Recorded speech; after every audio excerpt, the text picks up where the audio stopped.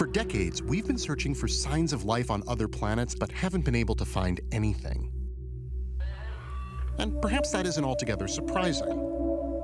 The surfaces of other worlds are harsh environments where life seems impossible. But what if we went below the surface?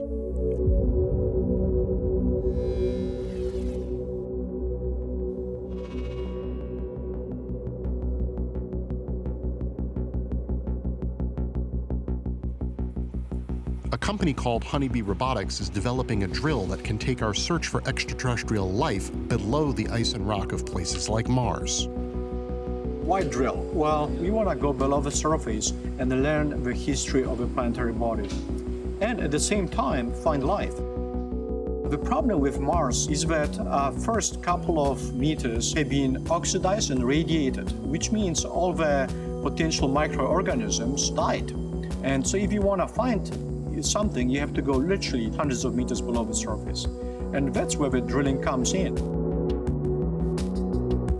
Honeybee has been building instruments for NASA's Mars rover since 2003, but designing a drill that can guide itself underground an alien world is a significantly bigger challenge. Of course, the potential payoff is bigger too. To test their drill prototype, the engineers at Honeybee are trying it out at a gypsum quarry in Southern California.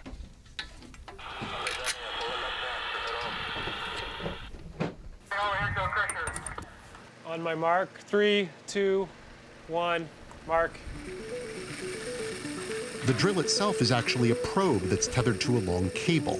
It's designed to burrow kilometers through ice and rock, then be hoisted back to the surface.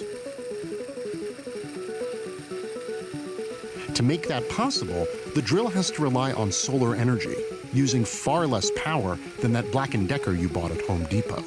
The big concern is power. So this has to be solved. And to do it, we've been really focusing on developing efficient drilling mechanisms.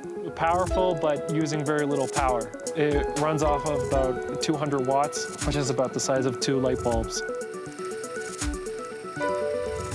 All right, Huey, I'm going to disengage the anchors and you can winch it up.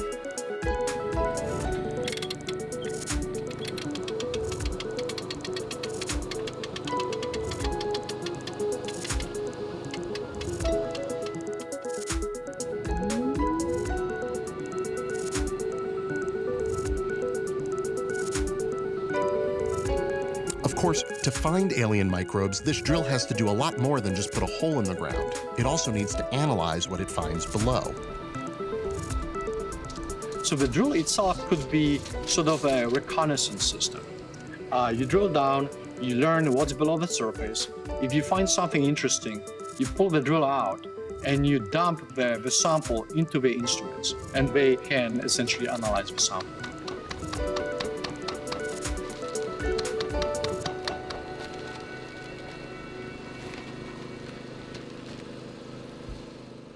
We have the UV LEDs, which will help us detect any microorganisms that can emit any biofluorescence.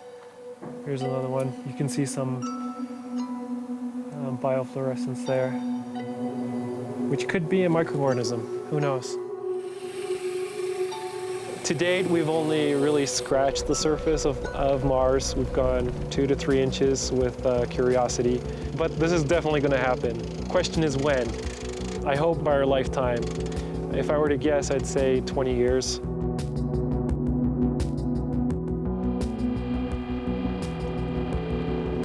The obstacles facing Honeybee and its drill are considerable. A journey of millions of miles, a violent landing, completely remote and autonomous operation. There's a lot that can go wrong. But if it doesn't go wrong, this drill could be more than just a tool. It could be the first thing that ever discovers if there's actually life out there.